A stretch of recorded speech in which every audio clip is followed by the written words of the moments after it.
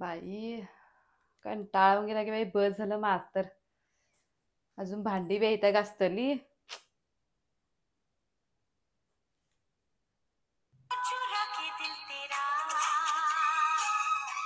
मी आहे ते दिवसभर काम करताल मर मर मरताल आणि ह्यो ते फोन बघित बसलाय. नोकरानी करून टाकलाय नाही माझ. दाखवतोच थांब आता कशी आयडिया करतो बघत. अयो, काय हो ऐकलंशी काय? काय पूजा काय झालं?